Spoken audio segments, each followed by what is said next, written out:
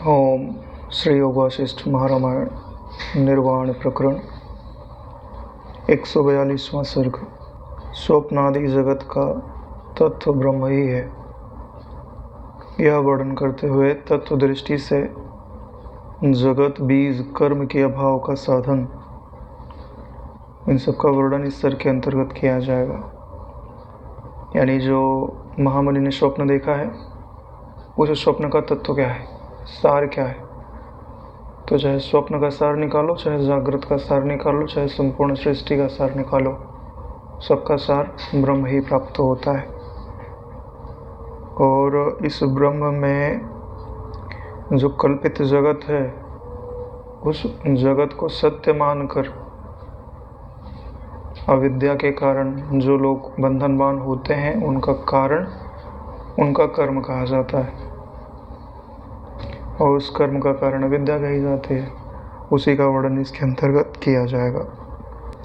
मुनि महाराज ने कहा, हे व्याध, संभ्रांत लोगों को भी भ्रम में डालने वाले वर्तमान उस महान कष्ट में आंधी द्वारा इधर उधर बहाया जा रहा मैं अत्यंत खेद को प्राप्त हुआ।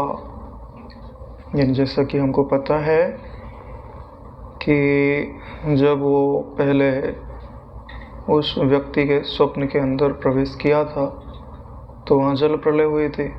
तो फिर वो किसी मुनि के आश्रम का आश्रय लेते हैं। बाद में उन्हें भ्रांति हो जाती है कि मैं यहीं का रहने वाला हूँ। वहीं पर किसी स्त्री से विवाह कर लेते हैं और 100 वर्ष तक वहीं रहते हैं।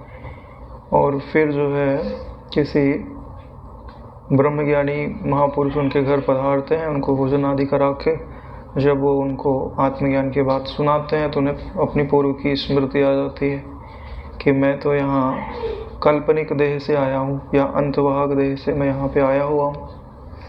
और फिर वो वायु की धारणा से बाहर निकल जाते हैं और जाकर देखते हैं तब एक ही मुहूर्त बीता हुआ है और वहाँ उनका शरीर पद्मासन पर बैठा है, शिष्य उसकी रक्षा कर रहे हैं। तो फिर से कौतुकवश पुनः उनके शरीर में ये प्रवेश करते हैं, जबकि उन्हें करना क्या चाहिए था।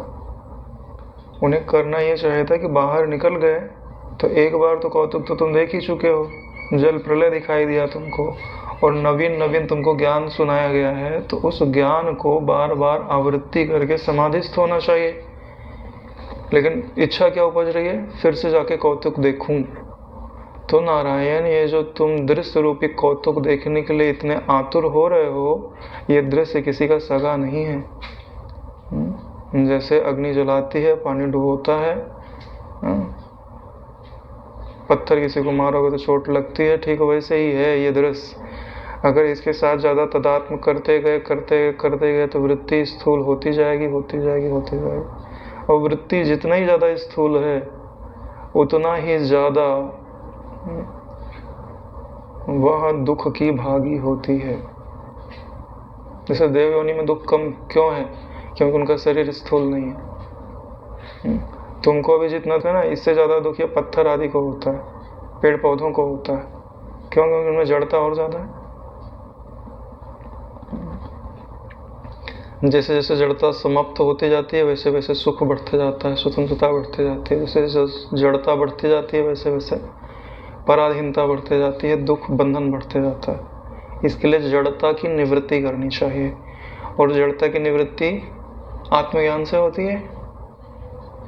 क्योंकि एक बार अगर ठीक से तत्वबोध हो जाए तो फिर जड़ता बाधित हो जाती है, फिर से उसको तदात्म नहीं होता। लेकिन आत्मज्ञान दृढ़ नहीं हुआ, उसके पहले ही तुमने जो है पुरानी वासनाएं खोदना प्रारंभ कर दिया, तो कुछ का कुछ हो सकता है। तो वो पुनः उसके शरीर के अंदर प्रवेश कर गए, तो नया देश काल आदि उनको दिखाई देने लग गया, और फिर से अग्नि की प्रलय हो रही है। तो वही बात यहाँ पे बता रहे हैं कि वो अग्नि के प्रलय में भी थोड़ी देर अग्नि रही, फिर हवा भी चलने लग गई, तो अग्नि की जो है नदियां बहने लग गई। तो उसी में कभी ये ऊपर जा रहे हैं, कभी नीचे जा रहे हैं। आंधी द्वारा इधर उधर बहाया जा रहा मैं अत्यंत खेद को प्राप्त हुआ। खुद ही बोल रहे हैं कि खेद यानी दुख की प्राप्ति हो रही है वहां पर। अरे भाई, तुमको सपना अगर दुखद दिखाई दे रहा है तो सपने में तो दुखी हो ही जाओगे। जगने के बाद फिर मुस्कुराओगे कि दुख नहीं था, लेकिन सपने में तो दुख तो दुख लग जाएगा।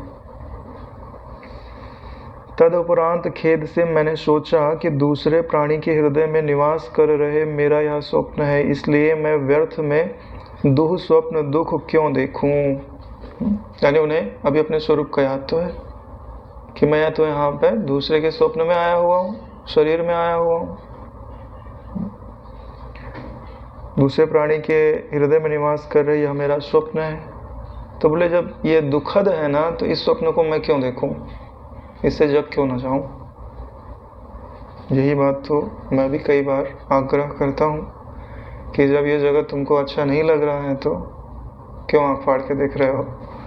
हाँ, अरे भाई, स्वरूप का इतना गहरा चिंतन करो, वृत्तियों को इतना सूक्ष्म बनाओ कि समाधिस्थ हो जाओ, देखना बंद करो। ठीक है। हाँ, उपासना की रुचि है, समाधि में अच्छा नहीं लग रहा है, तत्व ज्ञान में अच्छा नहीं लग रहा है, तो वृत्ति किसी लोकांतर में फुराओ, तो धरती से ज़्यादा सुख होगा वहाँ पे। लेकिन वहाँ शाश्वत जीवन तो नहीं है, कभी ना कभी वहाँ से भी कुछ ना कुछ 19-20 तो होगा ही होगा। इसके लिए बड़ी बात क्या है, समस्त दृश्य से वृत्ति को निवृत्त करते ना, यानी अपने स्वरूप में ही सुख की प्राप्ति कर लेना। महान स्वतंत्रता है। दुह स्वप्न प्रदर्शन का त्याग कर जागृत द्वारा आनंद क्यों न लो, क्योंकि जागृत में तो कोई प्रलय नहीं है, तो वहाँ चित्तवृत्ति को मैं क्यों न लेके जाऊं। अब व्याध ने कहा, हे मुने, स्वप्न का तत्व क्या होगा, इस प्रकार के संदेह की निवृत्ति के लिए आप उसके हृदय में प्रविष्ट हुए थे, सो आपने स्वप्न का निश्चय कर लिया था कि नहीं किया था। आप उसके चित्त में गए क्यों थे, अपना लक्ष्य तो आपको याद था कि भूल गए। बोले क्या ले गए थे, बोले स्वप्न के तत्व का निश्चय करने के लिए कि भाई स्वप्न वास्तव में होता क्या है। ठीक है, तो ये आपने कर लिया था कि नहीं कर लिया था। हम गुरु जी से पूछ रहे हैं, भगवान यह आपने क्या देखा, ये जो स्वप्न आप देख रहे हैं उसमें वो प्रश्न कर रहा है कि उसमें आपने क्या देखा, मतलब सार क्या देखा। स्वप्न तो सुना ही रहे, हृदय में महासागर कहाँ से आ सकता है। जो आप बोल रहे थे कि प्रलय हो गया, तो हृदय में तो महासागर कहाँ से आएगा। हृदय इतना छोटा, महासागर में पानी तो कितना ज़्यादा होता है। पेट में प्रलय काल का वायु कैसे बह सकता है, हृदय में प्रलय काल की अग्नि उत्पन्न कैसे हो सकती है। ये जो द्युलोक है, द्युलोक स्वर्गलोक, पृथ्वी, वायु, आकाश, पर्वत, नदियाँ, दिशाएं आदि रूप जगत का हृदय में कैसे संभव है, यानी हृदय में कैसे हो सकता है। हाँ, छोटा सा तो हृदय होता है। इन सब का यथार्थ तत्व जो आपने निर्णय किया वह मुझसे कहने की कृपा कीजिए। यानी ऐसी कोई संगति लगाइए कि जिससे दोनों जीवित रह जाए, उसका हृदय भी बच जाए और सृष्टि भी बच जाए। तो तत्व क्या निकाला आपने, तो वह तत्व मुझसे कहिए। अब जो मुनि है वो उनके प्रश्न का उत्तर देते हैं। हे व्याध, सृष्टि का कारण कूटस्थ है या विकारी है। यानी अब यह प्रयास करेंगे इनको समझाने का कि यह जो सृष्टि तुमको दिखाई देती है यह सत्य नहीं है। जब कोई वस्तु मनोमात्र होती है तब थोड़ी सी जगह में बहुत सारी वस्तुएं की कल्पना की जा सकती है, और थोड़े से ही काल में बहुत बड़े काल की कल्पना की जा सकती है, ऐसा संभव है। तो अब ये इन्होंने बहुत गहन विषय में समझाया हुआ है, थोड़ा बुद्धि पे जोर पड़ेगा मगर समझने का प्रयास तो करना ही पड़ेगा कि यह जो सृष्टि है इसका कोई कारण नहीं है। ठीक है, दो ही चीज़ें होती हैं इस जगत में, एक होता है कूटस्थ यानी परमात्मा, और एक होता है विकारी यानी जगत। ठीक है, अब इन दोनों से ही प्रयास करेंगे कि सृष्टि उपज जाए। फिर जब दोनों से फेल हो जाएंगे तो बोल देंगे भाई दोनों उपजा सकते नहीं है, इसके लिए जो तुम्हारी सृष्टि है सो काल्पनिक है ना। प्रयास करते हैं, देखते हैं किससे उपज सकता है यह जगत। तो बोलते हैं कि सृष्टि का कारण कूटस्थ है या विकारी है, सबसे पहले कूटस्थ को आजमाते हैं। तो कहते हैं कि कूटस्थ तो कारण हो नहीं सकता, कारण कि व्यापार न कर रहे कूटस्थ में क्रियाजनकत्व रूप कर्तृत्व का संभव नहीं है। कूटस्थ होता है निर्विकार, यानी उसके अंदर परिवर्तन हो नहीं सकता है। जब उसके अंदर परिवर्तन नहीं हो सकता है तो वह क्रिया की उत्पत्ति नहीं कर सकता। क्रिया की उत्पत्ति कब होगी? जब कुछ परिवर्तन होवे। वो अपरिवर्तनशील होने के कारण उसके भीतर क्रिया नहीं हो सकती है। कार्य संबंधन योग्य भी वह नहीं है, यानी किसी कार्य से वह संबंध नहीं रख सकता। अरे बोले क्यों? अरे वो कूटस्थ है ना, कूटस्थ के साथ वो अद्वय भी है, यानी उसके सिवाय कुछ दूसरा नहीं है, तो कार्य रहेगा कहाँ? पहली बात, जब कार्य रहेगा ही नहीं तो उसके साथ इसका संबंध भी भला क्या हो सकता है? क्योंकि जो कूटस्थ है वो सीमित नहीं है, अनंत है। उसके उदासीन के अतिरिक्त रूप का निरूपण कहीं नहीं है। यानी उसका वर्णन करते हुए क्या कहा जाता है कि वह जो कूटस्थ तत्व है वो उदासीन है।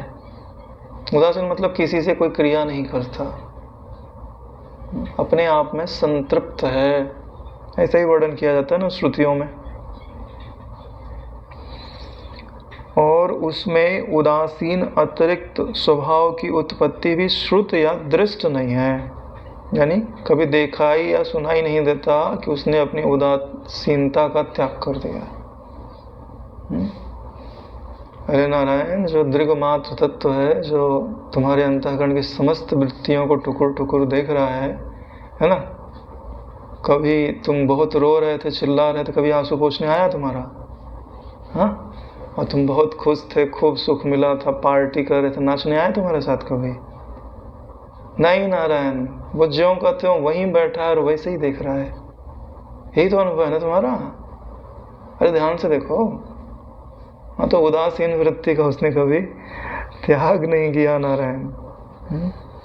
इसलिए बोलते हैं उदासीन अतिरिक्त स्वभाव की उत्पत्ति भी श्रुत या दृष्ट नहीं, ना कभी सुनी गई ना कभी देखी गई।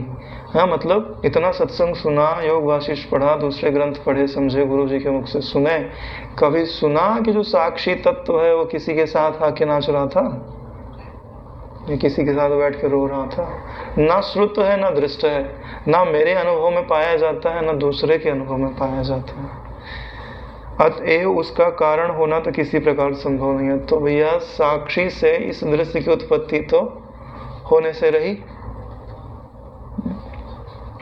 चलो अब दूसरा पकड़ते हैं, विकारी, है ना? क्या पता इससे उपज जाए, कूटस्थ से नहीं उपजा तो। घट आदि विकार युक्त मिट्टी के पिंड से हट रहा पिंडाकार कारण है या आ रहा घटाकार कारण है, अथवा दोनों आकारों से अनुगत मिट्टी आदि आकार कारण है। तो जब विकार पर दृष्टि जाती है तो उदाहरण किसका लिया जाता है? बोले मिट्टी का उदाहरण ले लो, ठीक है? तो जब मिट्टी से तुम घड़ा बनाते हो तो मिट्टी में पहले कुछ आकार रहा होगा। अरे भाई उठा के लाए पिंड तो उसमें कुछ आकार रहा होगा।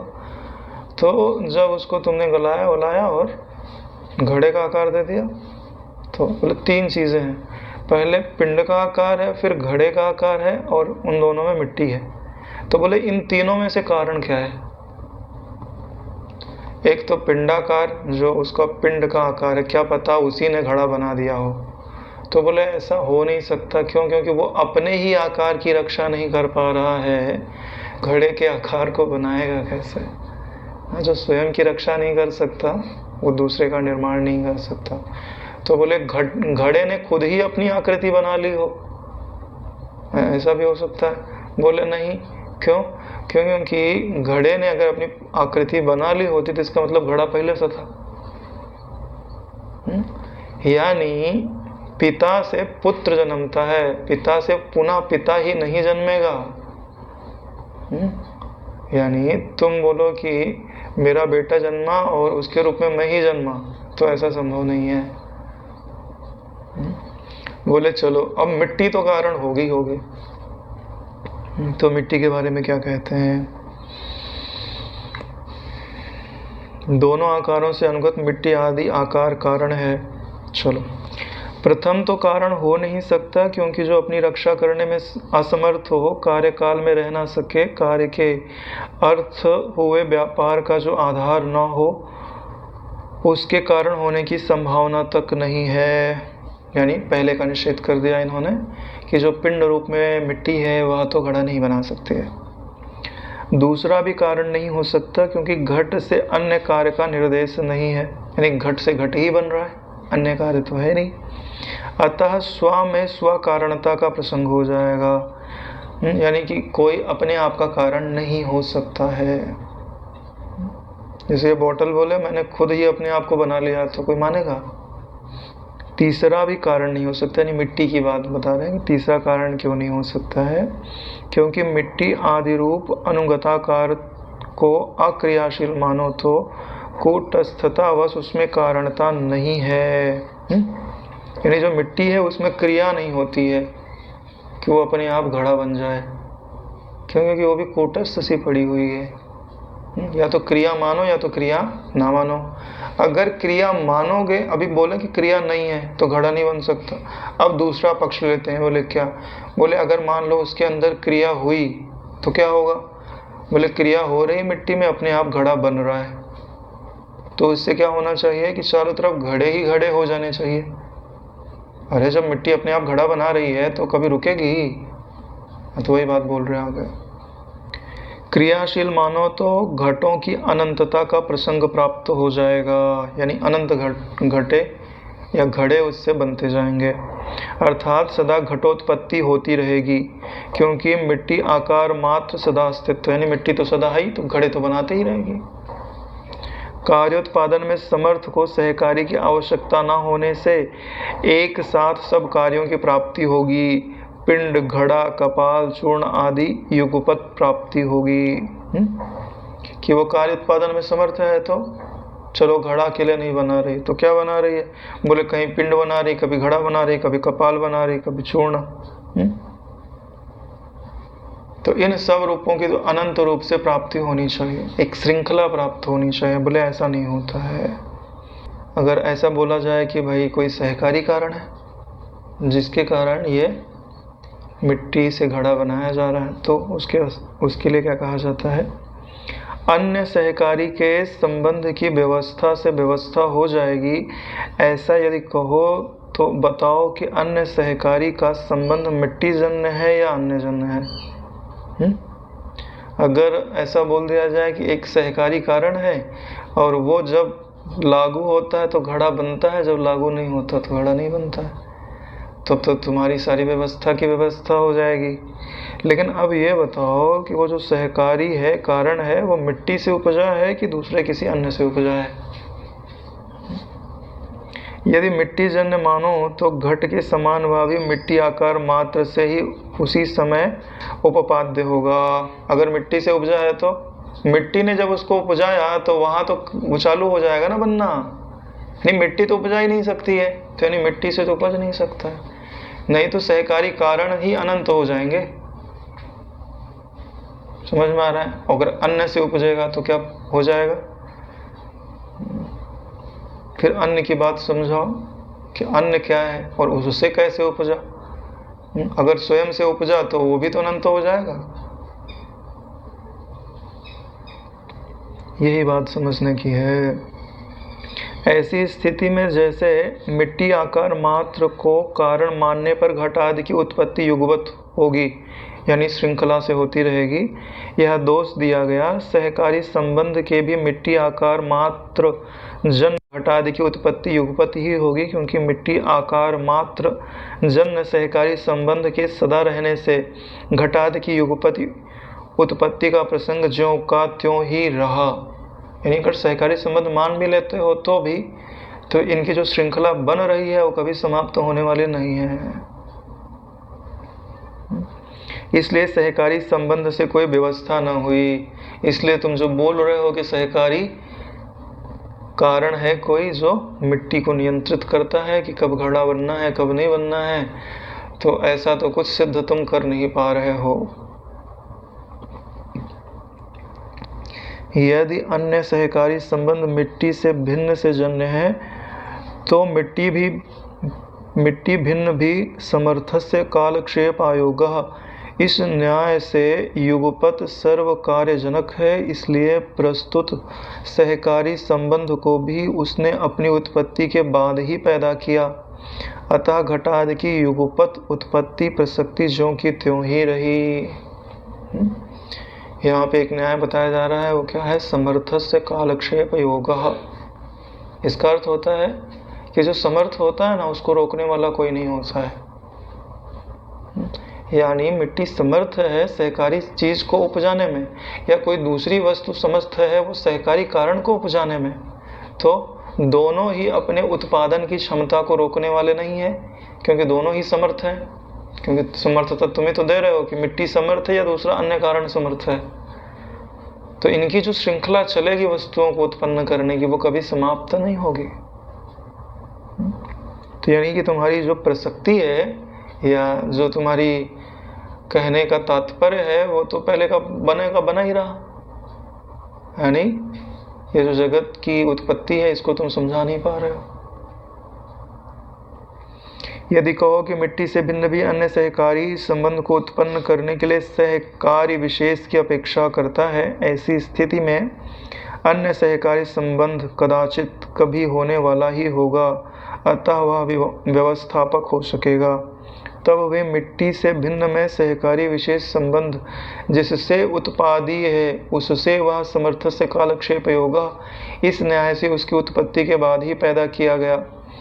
अतः प्रस्तुत अपेक्षित उपार्जन संपत्ति से घटादि की युगोत्तर उत्पत्ति का निवारण होना असंभव है। यही जो बात मैंने बताई उसी बात को यहाँ पे लिखा गया है कि अगर वो सहकारी कारण किसी दूसरे से उत्पन्न हुआ मान लिया जाए, तो भी उससे वह स्वयं ही उत्पन्न होगा। जैसे अभी मिट्टी से घड़ा बन जा रहा है, वैसे दूसरा कोई सहकारी कारण होगा, उससे सहकारी कारण उत्पन्न हो रहा है, तो वह सहकारी कारण भी तो उत्पन्न होते रहेगा, क्योंकि वो भी तो समर्थ है, समर्थ कालक्षेप योगा से, तो उसको रोकने वाला कौन होगा?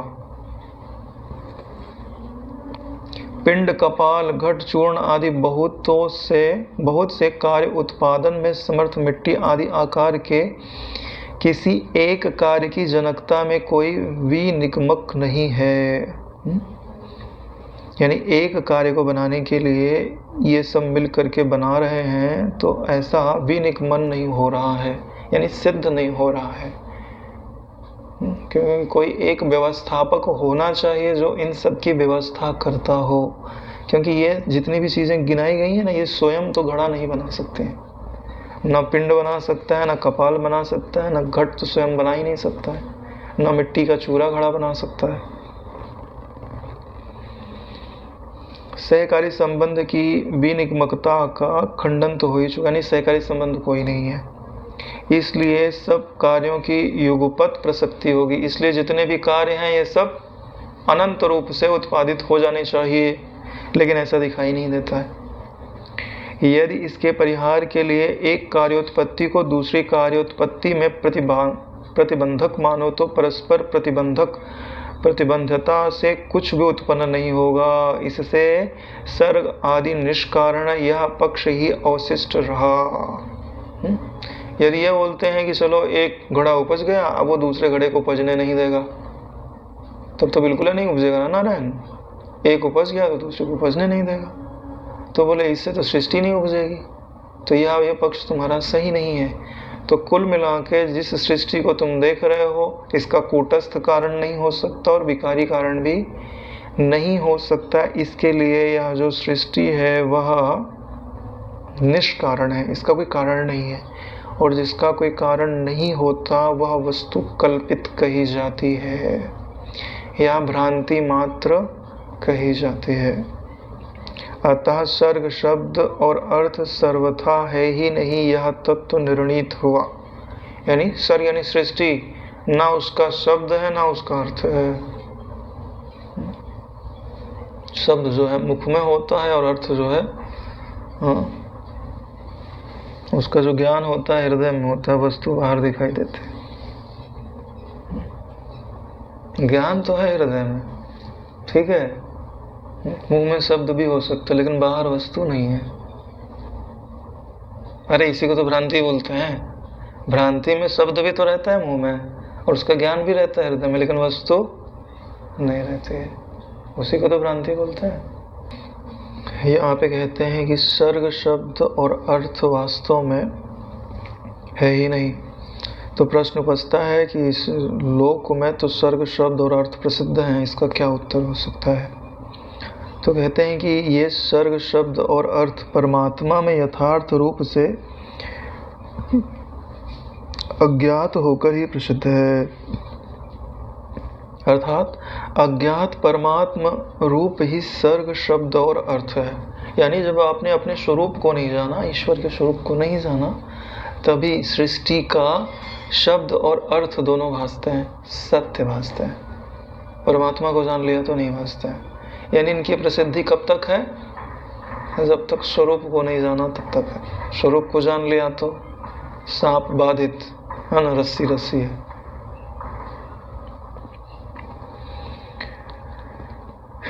अज्ञात यदि होते तो जबकि जगत अज्ञात मात्र होता, किंतु वह अज्ञात आत्मपद सबल होने के कारण अज्ञान ज्ञान रूप है, ऐसी शंका करते हैं। तो उत्तर देते हुए कहते हैं कि हाँ ऐसा ही होता है। जबकि जगत अज्ञान मात्र होता, किंतु वह अज्ञात आत्मपद सबल होने के कारण अज्ञान ज्ञान रूप है। तो यह जो जगत है वास्तव में अज्ञान रूप है, लेकिन इस अज्ञान का भी तो ज्ञान हो रहा है, इसलिए इसको क्या बोलते हैं? अज्ञान ज्ञान रूप है। हाँ, तो जिस पद पे तुम्हारा जोर ज्यादा है वही भासेगा। अज्ञान पे जोर ज्यादा है तो अज्ञान ही भासेगा, और ज्ञान पे जोर ज्यादा है तो ज्ञान ही भासेगा। क्योंकि ध्यान से देखो, बिना साक्षी के तो किसी की प्रतीति नहीं है, ठीक है, लेकिन जिसकी साक्षी पे दृष्टि है वो सो आत्मज्ञानी, और जिसकी साक्ष्य पे दृष्टि है सो है ना सर्वगामी, सृष्टि का अनुगामी है वो। अविद्या उसकी दृष्टि पे पड़ी हुई है। अज्ञान अंश को लेकर सर्ग शब्द और अर्थ अज्ञात हैं और ज्ञान अंश को लेकर प्रसिद्ध हैं, ऐसा कहना उचित है।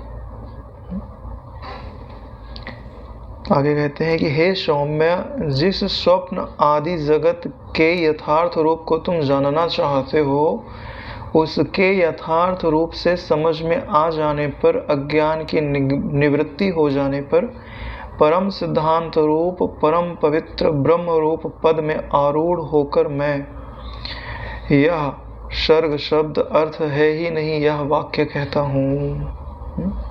यानी यह जो वाक्य मैं कह रहा हूँ कि ना सर्ग है, ना सर्ग शब्द है, ना उसका अर्थ है, यानी समूलय नहीं है। किसी का नाम सुन लो तो फिर हो सकता है कि वो व्यक्ति होवे, हाँ बोले उसका नाम, कौन सा व्यक्ति, उसका नाम ही नहीं याद आ रहा है, हाँ? तो ना नाम है ना धाम है, दोनों नहीं है, ठीक है। बोल रहे हैं ऐसा मैं इसका अनुभव करके कह रहा हूँ, कल्पना करके नहीं कह रहा हूँ। यानी कि जिसका तुम यथार्थ रूप जानना चाहते हो वो वास्तव में तो है ही नहीं। मूर्ख लोगों की बुद्धि में जो सर्ग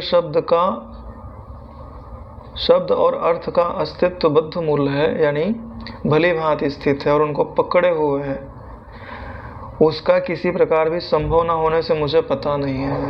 वो कैसा अनुभव करते हैं वो मुझे नहीं पता, और पता करने की आवश्यकता भी नहीं है। सुखद वस्तु थोड़ी ना है। ज्ञान अंश और अज्ञान अंश से उत्पन्न प्रतीत हो रहा है यह जगत केवल चिन्ह मात्र का ही विकास मात्र है। यह जो जगत है यह इसमें थोड़े में अज्ञान अंश है और थोड़े में ज्ञान अंश है, लेकिन जिसको तुम अज्ञान कहते हो, जिसको तुम ज्ञान कहते हो, दोनों चिन्ह मात्र ही है। अज्ञान अंश कब कहा जाता है? बोध नहीं है तो अज्ञान अंश है, नहीं तो जैसे तुम यहाँ बोलते हो कि यह जो बॉटल है ये स्वयं को नहीं जानती है, तो इसके लिए अज्ञानी हो गई, ठीक है, यही तो बोलते हो, यह अज्ञान अंश हुआ। लेकिन बोध हो जाता है तो क्या इसको तुम बॉटल बोलते हो? अरे नहीं नारायण, बॉटल नाम की कोई वस्तु नहीं है, तुम ही तुम हो। सपने के अंदर तुमको पता चल गया सपना मैं हूं, तो सपने की कोई वस्तु जो है अज्ञान रूप बची क्या?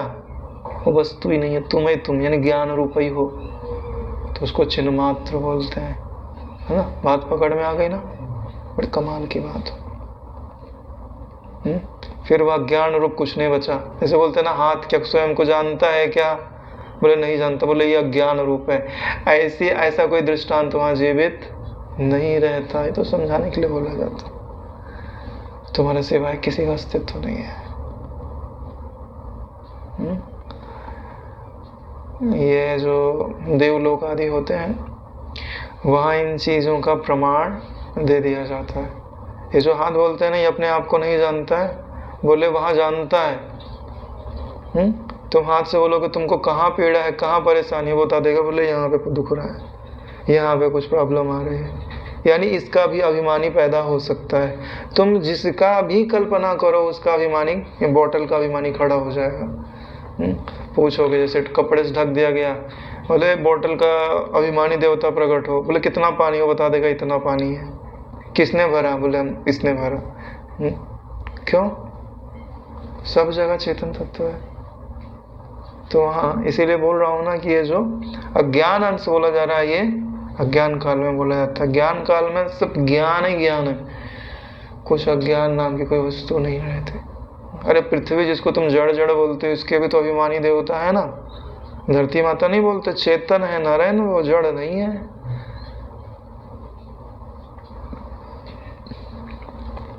अरे वो नहीं दीपक जला के रखते थे, वो चीज नहीं जो प्रकाश की धारणा कर लिया। बोले जहाँ तुम दीपक को तुम जड़ मानते हो, बोले जहाँ जहाँ दीपक का प्रकाश जा रहा है वो सब मैं देख रहा हूँ। जो तुम चोरी कर रहे हो, है ना, वो सब मेरे को दिखाई दे रहा है। दिया जला के जो तुम सेंध मार रहे हो दूसरे घर में, हाँ, तो वो सब मेरे को दिखाई दे रहा है। तो सोचो, चेतन ही चेतन हुआ ना, जड़ नाम की तो कोई वस्तु ही नहीं है। पकड़ में आना चाहिए, सूक्ष्म बात है ना। ये सारी बातें तब समझ में आती है जब सतत बुद्धि उस विषय को ग्रहण करने में लगी रहती है। नहीं तो है ना, जैसे कोई पत्थर हो, उसको तोड़ना है और 1000 प्रहार करने हैं तो वो टूटेगा, ठीक है। तुम एक हथौड़ा मारते हो और फिर 6 महीने घूम के आते हो, तो कभी टूटेगा वो? कभी नहीं टूटेगा। क्योंकि जो तुमने एक बार हथौड़ा मार के उसको ढीला किया, वो हवा पानी मिलते हुए पानी वानी पड़ा, बारिश हुई, फिर से मजबूत हो गया हो, और फिर आए तुम मारे 1 हथौड़ा 2 हथौड़ा, फिर चल दिए। तो ऐसे अविद्या की निवृत्ति नहीं होती नारायण। लगातार, है ना, अथक परिश्रम करना पड़ता है, भोजन सतत बनाना पड़ता है, तब जाके होता है। इसलिए तो उसे नहीं पढ़ रहे थे, बोले बच्चों का खेल थोड़ी ना है आत्मविद्या। हाँ, कि जो जैसा मर्जी में आया वैसा लीपा पोती कर दिया, और फिर नहीं हुआ मन तो बिगाड़ दिया। बच्चों का खेल नहीं है नारायण। ब्रह्म विद्या गंभीर आत्मा लोगों का के बड़े पुरुषार्थ से सिद्ध होने वाला विषय है।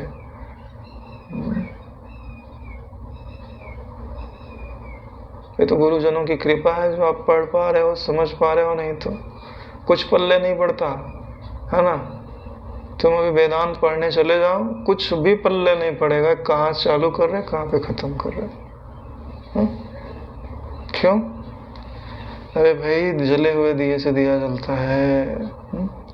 जिसे खुद ही समझ दृढ़ नहीं है कि किस बात पे जोर देना है। बड़ी बात क्या है पता है? जानकारी सब कुछ है। जैसे 1000 चाबियां पड़ी हो ना, तो हजारों चाबी है उनके पास, लेकिन ताला एक है, चाबी 1000 नहीं लाखों हैं। अब खोल लो तुम उसमें से, खुलेगा कभी ताला?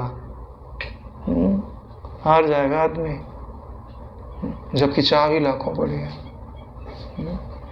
और बड़ी बात क्या है, हर चाबी से वो ताला खुल सकता है, हाँ, लेकिन उसके खोलने की विधि अलग है, पता नहीं है ये कहाँ से खुलेगा ये, क्योंकि उतनी भी चाबियां हैं ना, वो सब जादुई है ना। हाथ में लेके एक मंत्र पढ़ के फूकना पड़ता है, फिर लगाते तो खुल जाता है, हाँ। और वो मंत्र क्या है, वही मंत्र है गुरु कृपा, हाँ? गुरु की कृपा हो गई ना, जितने भी वाक्य तुम पढ़ रहे हो ना, ये सब तुमको स्वरूप तक पहुंचा सकते हैं। और वही गुरु कृपा ना होवे तो जितनी भी चाबी लगाओ एक भी लगेगी नहीं ताले के अंदर। क्यों? तुम्हें पता ही नहीं है ना कि किससे क्या प्राप्त होता है। तुमको तो सबको एक समान वजन दे दोगे, सबको एक समान वजन नहीं दिया जाता। मूल वस्तु को समझने वाली जो बातें होती हैं वो कुछ ही बातें होती हैं, उन्हीं को सहारा लेकर के हर बात समझी जाती है। लेकिन वही पता तो होना चाहिए कि किसका आधार लेना है। सिद्धांत पक्ष में क्या कहा जाता है कि शरीर कहाँ है, हृदय कहाँ है, सपना कहाँ है, जल कहाँ है, बोध कहाँ है, बोध का विनाश कहाँ है, जन्म कहाँ है, मरण कहाँ है। ऐसा क्यों बोल रहा है? मन के मनन से रहित हो गए। जब मन के मनन से रहित हो जाओगे तो कुछ भासेगा ही नहीं, और जब कुछ भासेगा ही नहीं तुम्हारे सिवाय, तो किसी चीज का प्रश्न ही कहाँ रहा। सिद्धांत पक्ष में वह अति निर्मल चिन्मात्र ही है, जिसके सामने अत्यंत सूक्ष्म आकाश भी वैसा ही स्थूल लगता है जैसे परमाणुओं के सामने पर्वत। यानी वो इतना सूक्ष्म है।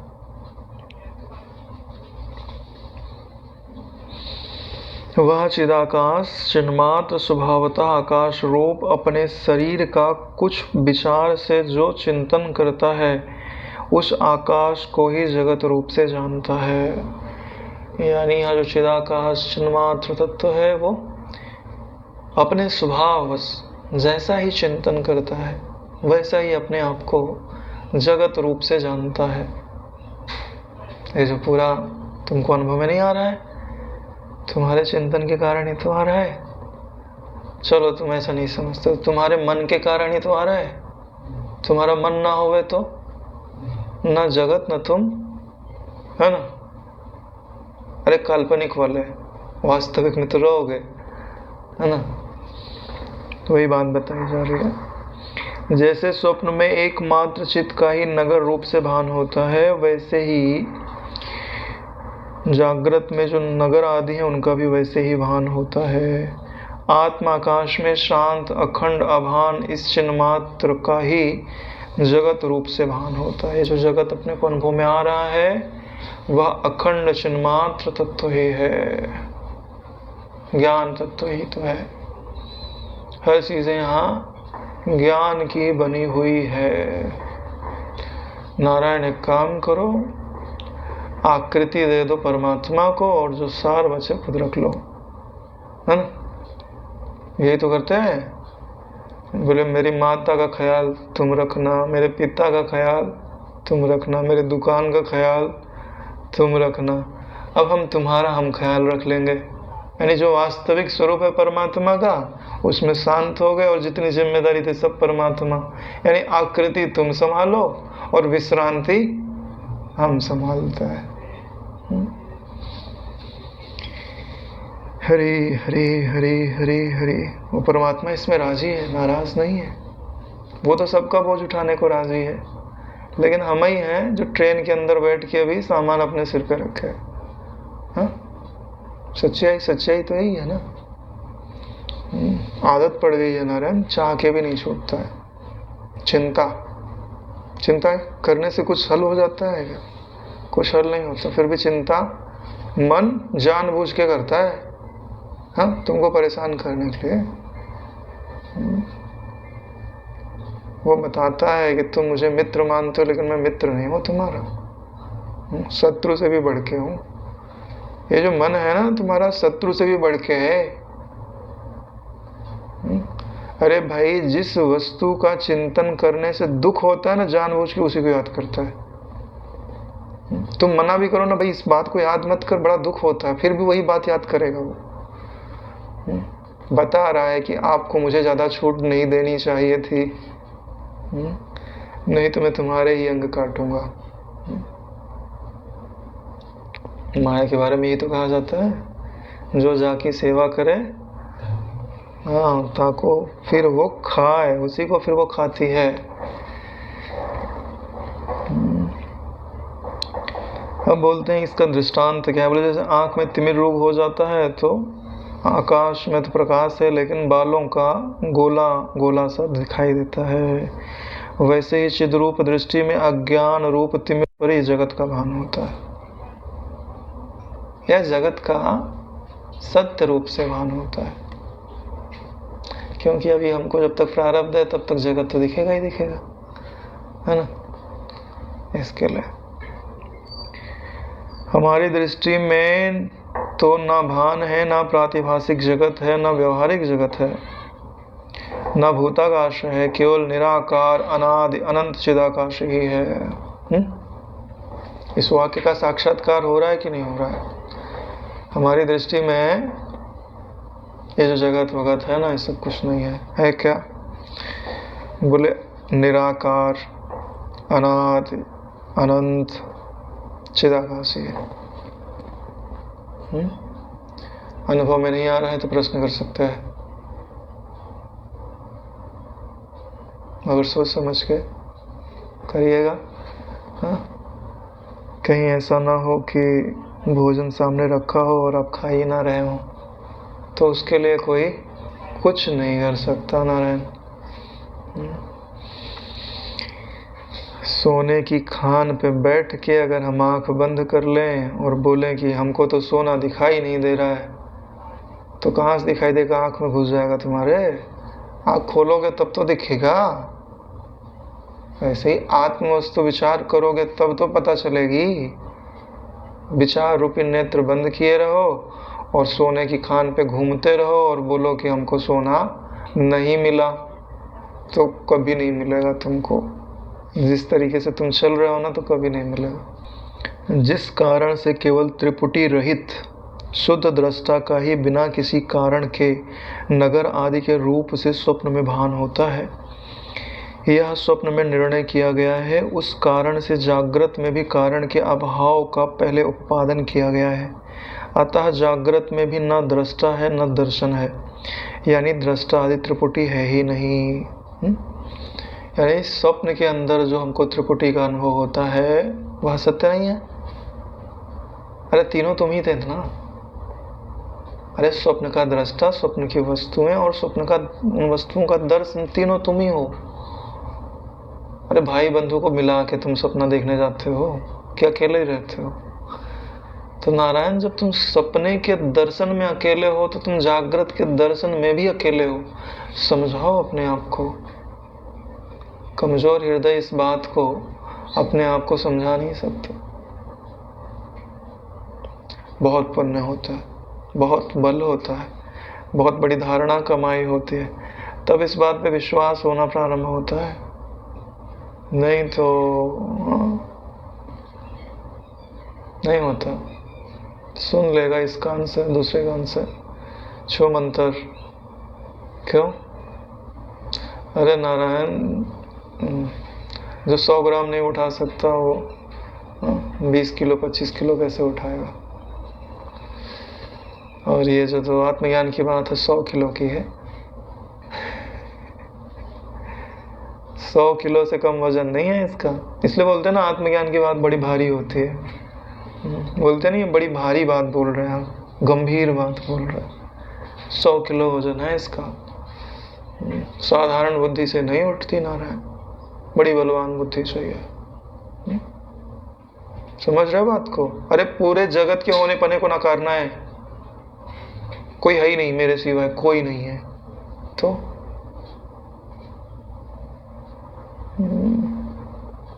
जिसको तुम माता बोलते हो, जिसको तुम पिता बोलते हो, जिसको तुम भाई बोलते हो, हाँ, सब कोई नहीं है।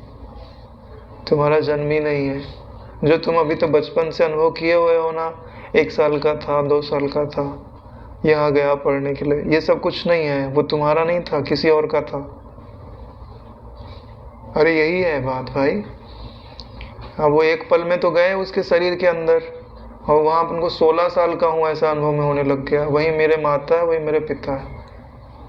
कहाँ से माता पिता आ गए उनके? अभी आए ही कुछ टाइम हुआ है नारायण, और 100 साल बीत गए उनके वहीं पे।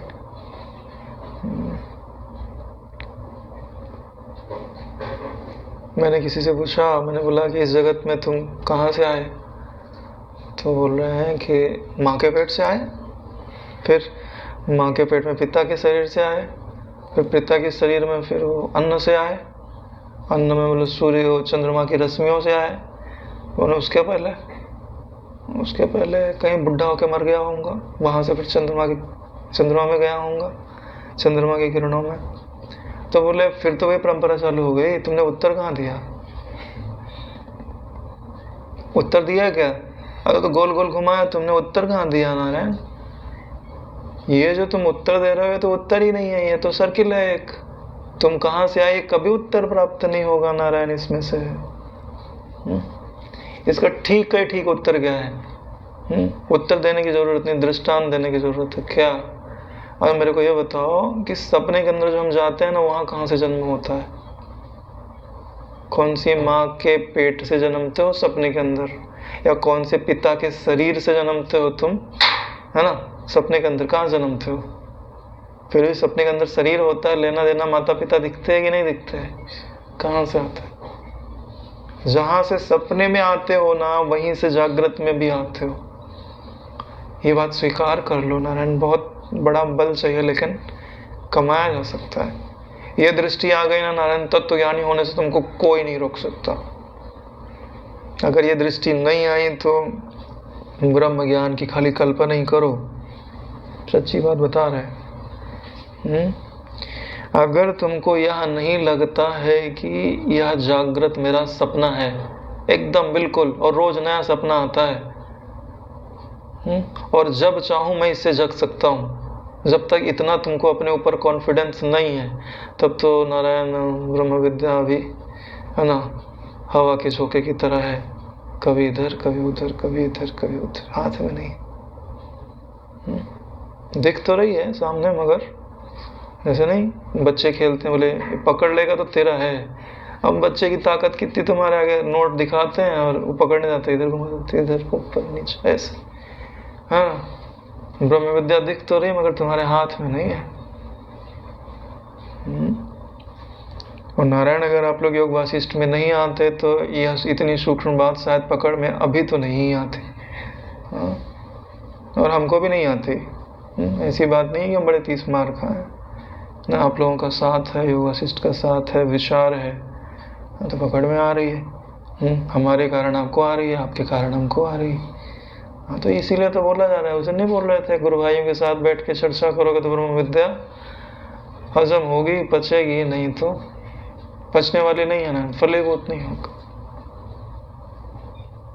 अभी विचार करने को पता है चल जाता, पर जो अनुभव बात है, जैसे सपने से जगने के बाद तो अनुभव हो जाता, पर इस जागृत से जगने के लिए तो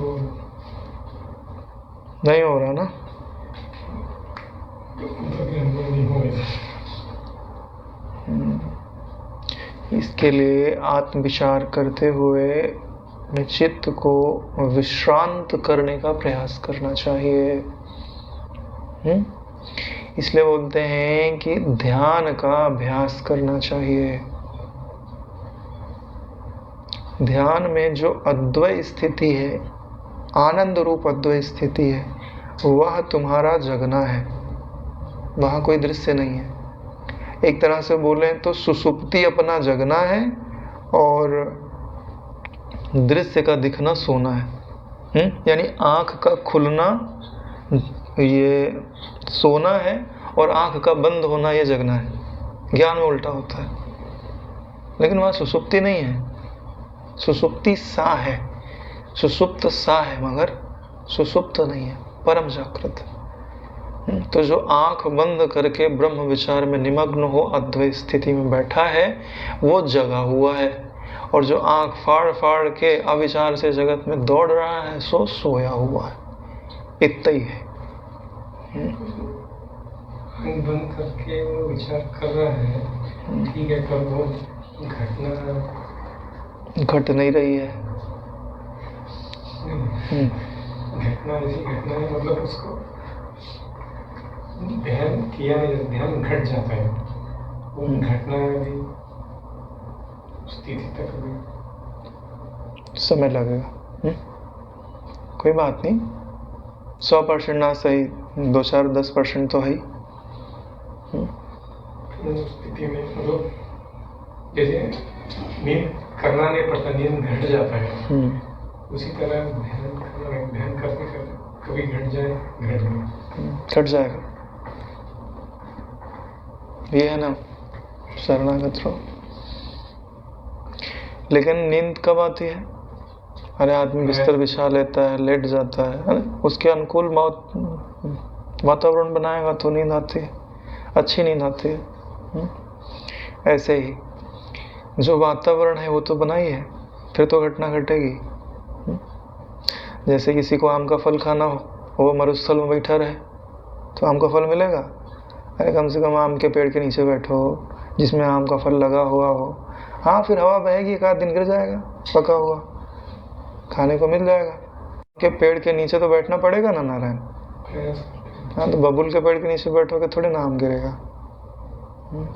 इसके लिए आत्मविचार करते हुए, है ना, अपने शरीर को स्थिर रखने का प्रयास करते हुए, प्राणों को थोड़ा गंभीर धारण करने का प्रयास करते हुए, क्योंकि समाधि के लिए जिन जिन चीज़ों की ज़रूरत होती है उनको आपको अपने पास थोड़ी बहुत मात्रा में रखना चाहिए। यम, नियम, आसन, प्राणायाम, प्रत्याहार, धारणा, ध्यान। चलो धारणा तक तो चलो, ध्यान क्या पता घट जाए कभी।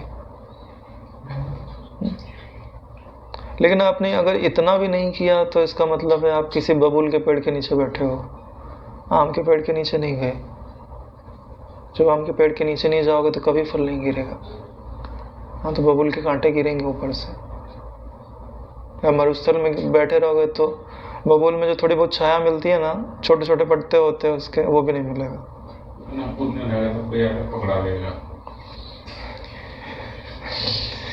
हाँ, हो सकता है छाता ला के दे देगा धूप से बच जाओ। लेकिन उसको तो अपन पहचान नहीं पाते। बापू जी बोले कि 2-3 बार मेरे को भी हुआ था ऐसे, लेकिन मैं वहाँ तक जाता था फिर पहचान नहीं। ऐसे सबको हुआ है लेकिन वहाँ पहचान नहीं पाते। पहचान क्यों नहीं पाते? क्यों? क्योंकि जो चेतना वहाँ जागृत रहनी चाहिए थी वो सो जाती है। अरे भाई, बुद्धि वृत्ति जगेगी तब तो बोलेगी कि ये ब्रह्म है। हाँ, मतलब अंतिम समय तक तो बुद्धि वृत्ति पहले ही सो जाती है, क्योंकि सतोगुण ही नहीं है। क्योंकि तभी रुके हुए वैसे सत्संग बापू जी बोले, मेरे को भी हुआ था ऐसे। हाँ, इसके लिए नारायण वृत्ति को जागृत रखने का प्रयास किया जाता है, ज्ञान वृत्ति को या संबित को। इसलिए तो बोलते हैं कि सबसे बड़ी साधना क्या है? जागृत रहना, होश में रहना। स्वयं स्पष्ट रूप से अनुभूत होने पर भी कुमारी के सुख की तरह जिसका वर्णन करना संभव नहीं है। अनादि अनंत एक अद्वितीय द्वैत और एक से शून्य उस शुद्ध चिन्ह मात्र का ही जगत रूप से भान होता है। यानी जो उस ब्रह्म परमात्मा में स्थित होता है तो उसका जो आनंद है उसका आस्वादन वही लेता है नारायण। दूसरे को बता तो सकता है मगर चखा नहीं सकता है। बोलेगा बहुत आनंद था, बोले उसको परिभाषा ही नहीं पता आनंद की, कभी चखा ही नहीं है, क्या समझ में आएगा। तो बोलते हैं वैसी शुद्ध चिन्ह मात्र का जगत रूप से भान होता है। जैसे एक काल प्रलय और सृष्टि दोनों रूप में है, वैसे ही यह जो ब्रह्म है वह ब्रह्म रूप और जगत रूप दोनों में स्थित है। जैसे बीज, अंकुर, पौधा, पेड़, डाली, पल्लव और फल स्वरूप से स्वयं ही स्थित होता है, वैसे ब्रह्म भी सर्वात्मक, द्वैत और एक से युक्त है। सर्वात्मक भी है, द्वैत भी वही है, एक भी वही है, जो कि एक दृष्टि में महान दीवार रूप है, बहुत बड़ी दीवार के रूप में है, ठीक है। दूसरी दृष्टि में निर्मल आकाश रूप है। समझ में आ रही बात? यह बात चिरस्थाई स्वप्न, मनोरथ, भ्रांति आदि में देखी गई। जैसे मनोराज्य में बहुत बड़ी दीवार दिखाई देती है, अगले पल कल्पना समेट लो तो निर्मल आकाश रूप, और तो कुछ है ही नहीं। जैसे आत्मा एक स्वच्छ चिन्मात्र आकाश रूप होकर भी स्वप्न में जागृत के समान प्रतीत होता है, वैसे ही जागृत में स्वप्न में भी प्रतीत होता है। अणुमात्र भी स्वप्न से जागृत में अन्यथा प्रतीत नहीं होता। उसी तरह इस समय में भी उसकी अद्वितीयता ही है। यानी जो सपना है और जागृत है, दोनों में अणुमात्र भी अंतर नहीं है, दोनों एक जैसे ही प्रतीत होते हैं। जैसे नेत्रों से अदृश्य वायु में अदृश्य सुगंध स्थित है, वह घ्राणज अनुभूति से प्रतीत होता है, वैसे ही अमूर्त होने से प्रतिघात के अयोग्य चिन्मात्र में अमूर्त जगत स्थित है। यानी जैसे वायु में सुगंध स्थित है, वैसे ही ब्रह्म में अमूर्त जगत स्थित है। अमूर्त बोला जा रहा है ना, यानी ये जो मूर्त जगत तुमको दिखाई देता है, ये वास्तव में अमूर्त है। ईश्वर की कृपा होती है, गुरु की बड़ी कृपा होती है, तब यह जगत मिथ्या लगता है, काल्पनिक लगता है। नहीं तो भैया, हाँ, जो ठोस भासता है ना, मिथ्या तो कुछ काल के लिए भासता है, ठोस बहुत समय के लिए भासता है। तो ठोस का पलड़ा भारी हो जाता है, क्योंकि हम लोग जो ना प्रवृत्ति प्रधान लोग हैं, लेना देना इसी में उलझे हुए रहता है। ये करना है ना, इतना हो गया, इतना और करेंगे, इतने में ये मिल जाएगा।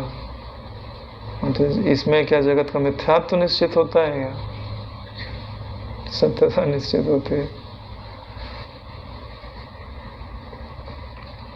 चलो फिर भी, हाँ, कुछ ना कुछ तो चल रहा है।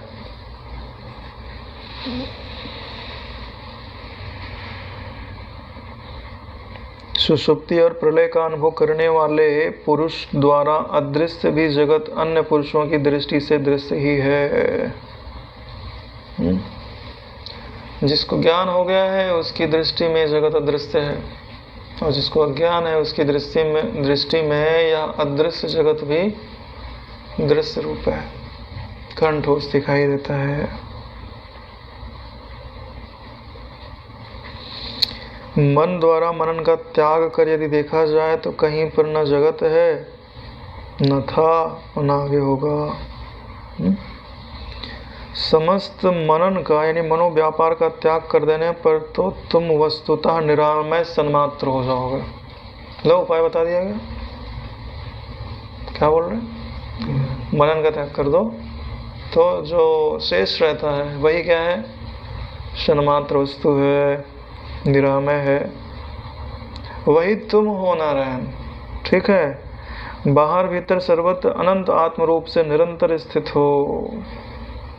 यही बाहर भीतर निरंतर तुम्हारे मैं रूप से ही तो स्थित है। इतना आसान है, 3 बार बोले परमात्मा में पहुंच गए। अरे परमात्मा में ही थे। ये जो अनात्म वस्तु ठोस भास रही थी ना, सिर्फ उसको शांत कर दिया। फिर एक जो सतत सत्ता है वही अपना स्वरूप है, उसमें ना कोई बंधन है। भगवान यहाँ प्राक्तन कर्म किसका है? यानी तो आपने बोला ना कि ये मनन का त्याग कर दो तो जो तुम्हारा स्वरूप है वो प्राप्त हो जाता है। तो मनन का कारण क्या है? इच्छाएं। इच्छाओं का कारण क्या है? कर्म। इसका मतलब कर्म होगा तो फिर कर्म के अनुसार अच्छा बुरा मिलेगा। अच्छा बुरा मिलेगा तो अच्छे बुरे की आदत पड़ेगी, फिर उसकी वैसी इच्छा होगी, फिर वैसे संस्कार पड़ेंगे, फिर वैसी इच्छा और संस्कार के कारण वैसे कर्म होंगे। तो इनमें कारण क्या है? कर्म। इसके लिए प्रश्न पूछता है कि प्राक्तन कर्म किनका है, यानी सबसे पुराना कर्म किसका है कि जिनसे ये सब कर्म को प्राप्त हो गए।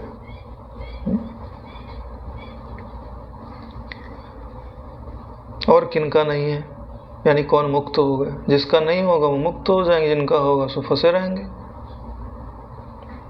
जिनका प्राक्तन कर्म नहीं है उनके प्राक्तन कर्म के बिना भी मनन और मनन त्याग कैसे होते हैं?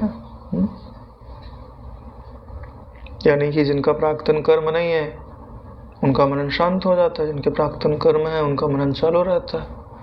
और मनन है तो लेना देना भी है, लेना देना है तो बंधन भी है।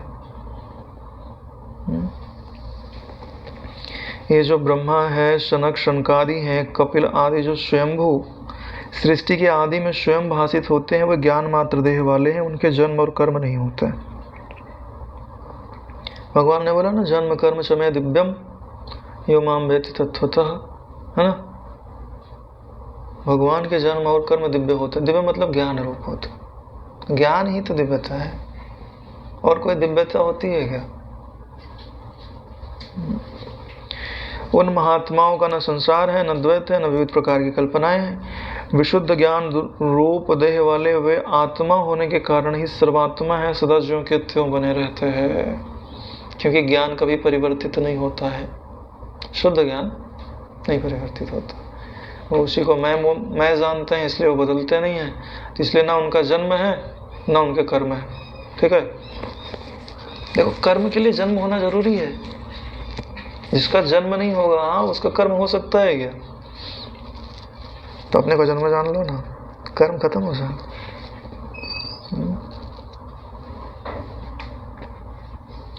सृष्टि के आरंभ में यहाँ किसी का भी कर्म नहीं रहता। सृष्टि के ब्रह्म की तरह सृष्टि रूप से विकास को प्राप्त होता है। जैसे सृष्टि के आरंभ में परब्रह्म रूपी ब्रह्मा आदि भाषित होते हैं, वैसे ही सैकड़ों और हजारों अन्य अन्य जीव भी भान को प्राप्त होते हैं। यानी ब्रह्म में तो कोई कर्म नहीं है, ठीक है, लेकिन यहाँ ब्रह्म का स्वभाव है कि उसमें संबित का स्फुरन होता है। और संबित का स्फुरन दो रूप से होता है, एक ब्रह्ममय, दूसरा भ्रांतिज।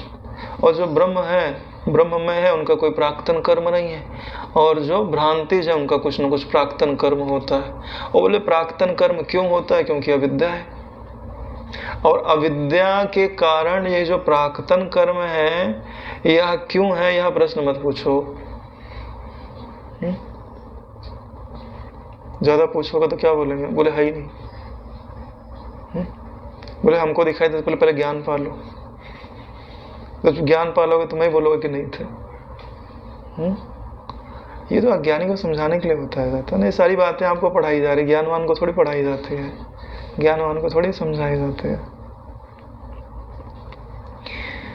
जो लोग अज्ञान आवृत होकर अपना ब्रह्मत्व तो नहीं जानते, यानी मैं ब्रह्म हूँ ऐसा नहीं जानते हैं, यानी अपने आप को ब्रह्म से भिन्न समझते हैं, वे असात्विक लोग, वे असात्विक जीव अचित यानी अचेतन नामक द्वैत को सत्य जानकर, इस जगत को सत्य जानकर, उस वासना से वासित अंतःकरण वाले होकर पहले मरे, उनका कर्म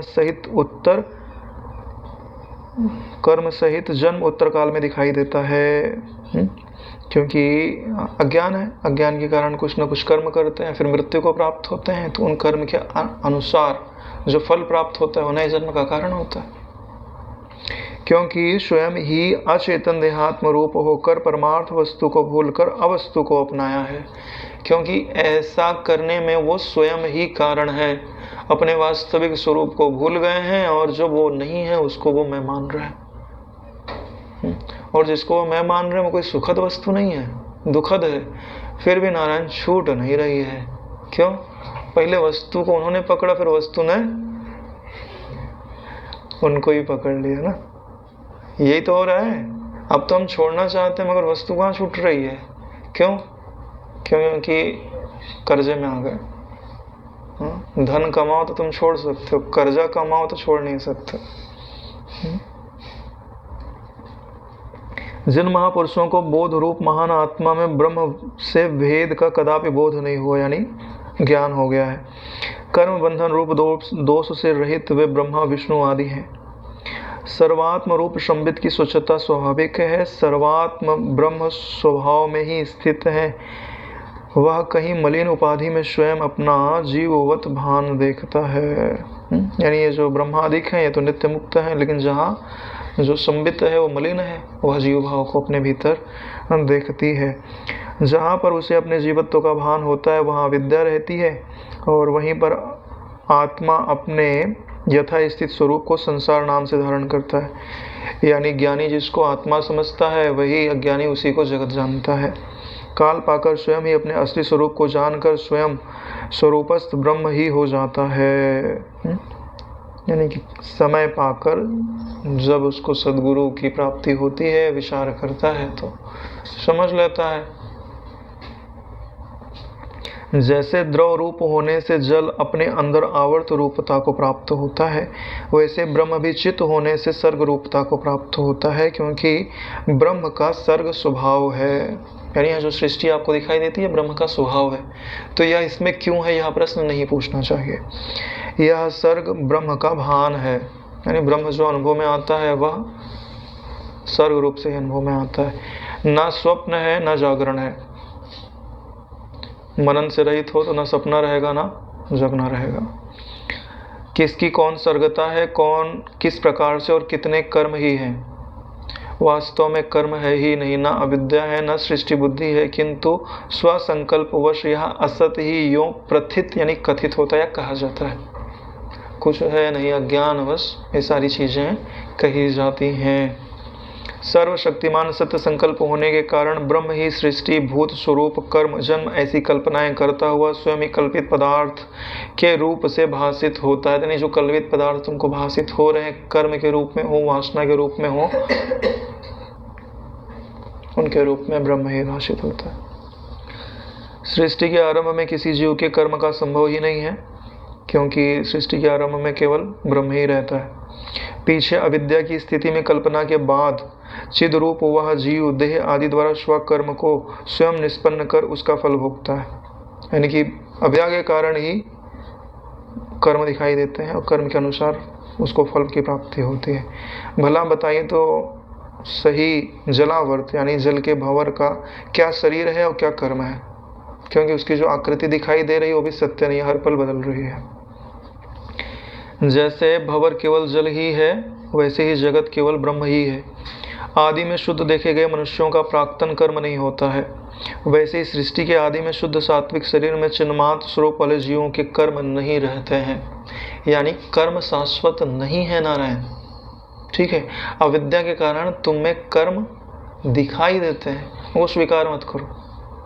सृष्टि के सृष्टि रूप से बद्धमूल होने पर प्राक्तन कर्मों की कल्पना होती है। यानी जब सृष्टि से तुम जुड़ जाते हो तब तुमको लगता है कि मेरा कोई पुराना कर्म है। उसके बाद ये जीव कर्मपाश से विवश होकर नाना योनियों में भ्रमण करते हैं, यानी भटकते रहते हैं। अर्थात शुद्ध सात्विक शरीरों में कर्म इसलिए नहीं रहते क्योंकि उनकी सर्गबद्ध मूलता नहीं होती, यानी सर्गता दृढ़ नहीं होती है। जहाँ यह सृष्टि ही नहीं किंतु ब्रह्म ही इस प्रकार सृष्टि के रूप से स्थित रहते हैं, वहाँ कर्म कहाँ है, वे क्या और किसके लिए कहे जा सकते हैं, यानी किसी के लिए नहीं कहे जा सकते। परमात्मा का जो स्वयं अपने स्वरूप का परिज्ञान है वही यह कर्म बंधन का कारण है। यानी अपने स्वरूप का जो अज्ञान है वही कर्म बंधन का कारण है। अपना परमात्मा स्वरूप जिसे ज्ञात हो जाता है उसके सारे कर्म नष्ट हो जाते हैं। जो जो पंडित का ज्ञान बढ़ता है त्यों त्यों उसका बंधन में डालने वाला कर्म क्षीण होते जाता है। जो जो आपका ज्ञान बढ़ेगा त्यों त्यों आपके कर्म क्षीण होते जाएंगे। जिसका अस्तित्व ही नहीं है उसके नाश में कौन सी कठिनाई है। किसका अस्तित्व नहीं है? अविद्या का अस्तित्व नहीं है, तो उसके नाश में कोई कठिनाई भी नहीं है। बंध परमार्थ के सिवाय कुछ नहीं। बंध यानी बंधन भी परमार्थ के सिवाय कुछ नहीं है। यानी तुम ये जो सोचते हो ना कि मेरे को बंधन है, या जो वृत्ति है यह बिना परमार्थ के जीवित रह सकती है क्या? अज्ञानवश परमार्थ में वह कल्पित है। जब तक पांडित्य प्राप्त न हो जाए तभी तक माया संसार रूप बंधन का भय उत्पन्न करती है। वास्तव में पांडित्य भी वही है जिससे फिर भवसागर में पतन नहीं होता। शुष्क तर्कादि पांडित्य का यहाँ पर कुछ भी उपयोग नहीं है।